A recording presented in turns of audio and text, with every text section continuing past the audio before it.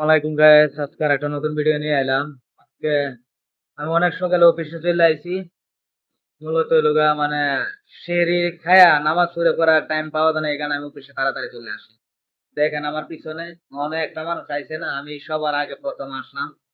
দেখছেন, আমি সবার আগে প্রথম আসলাম। এই যে আমার ওই দিক দেওয়া আছে মানে এক দুজন সুপারভাইজার আইছে যারা স্টাফ আর একটু আগে ভাগে আইয়ে। তা আমি কিন্তু প্রায় 20-25 মিনিট আগে চলে আইছি। কারণ সেরিগায় যদি মনে হয় নামাজ পড়ে ঘুমায় তাইলে মনে হয় যে ঘুমোতে আর ওঠার অসম্ভব না, ওঠার মতন সম্ভব না। কারণ সবাই তো ঘুমায় মানে ডাক দেও দিতালে দিতালে না দিতালে নাই। এইখানে নামাজ পড়ে আমি সরাসরি ডাইরেক্ট অফিসে চলে যাই। 6:30টায় ডিউটি আমাদের অফিস। কারণ রমজান মাসে মনে হয় যে একটু সকালে ডিউটি দিলে মানে আগে ভাগে একটু ছুটিটা পাওয়া যায়, 2 ঘন্টা ওভার টাইমে করা যায়, বুঝছেন? তো মূলত কাহিনী হলো এটাই, কিন্তু এছাড়া আর কোনো কাহিনী নাই। কারণ গার্মেন্টস এর চাকরি ভাই এত সুদাও না আর এত কঠিন না। আর গার্মেন্টস এর চাকরি যারা না করতে পারে এরা মনে হয় না জীবনে কাজ করতে পারবো। কারণ গার্মেন্টস এর চাকরির মতন আরামের চাকরি নাই। হয়তো একটু কষ্ট হয় কাজের, তো সব স্টাইল তো আর কষ্ট না, কিছু কিছু কাজে মানে ক্রিটিক্যাল হয়ে যায়, পরে একটু কষ্টটা বাইরে যায়। কথা বুঝছেন? তো মনে করেন যে আর কয়েকটা দিনের অপেক্ষায় আছি, তারপরে ঈদের ছুটি পাবো। মনে করেন যে আর আজকে রোজা আলহামদুলিল্লাহ মনে হয় যে 18টা চলে।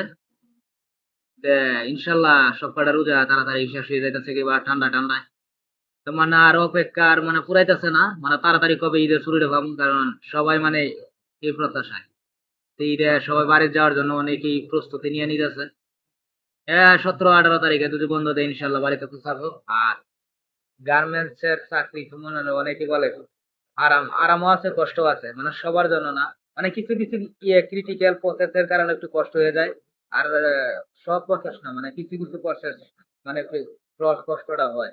কিন্তু এটা নিয়ে মতামত করা নাই, সব মানে সব সব সময় যে খালি আরামের কাজ করতে হবে এটা কথা না।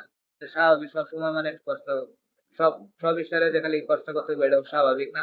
কিছু কিছু স্টাইলে আবার একটু আর এর কথা এটা না। সোয়াল সোয়াল আজকে অফিসে আয়া করছি, তাই একটা ভিডিও বানাইলাম আপনাদের দেওয়ার জন্য যে আমরা কতটুকু সোয়াল আগে আসি না আসি, এটা বলার জন্য আর কি, মানে ভিডিওটা করা।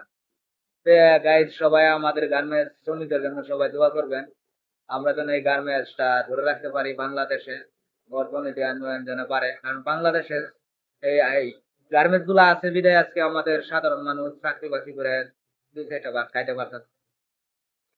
গার্মেন্টস এর জন্য সবাই দোয়া করবেন, সবসময় যেন গার্মেন্টস এর কাজ থাকে, এটাই আমরা শ্রমিক কাজ চাই। তো সবাই ভালো থাকবেন, সুস্থ থাকবেন। আল্লাহ হাফেজ।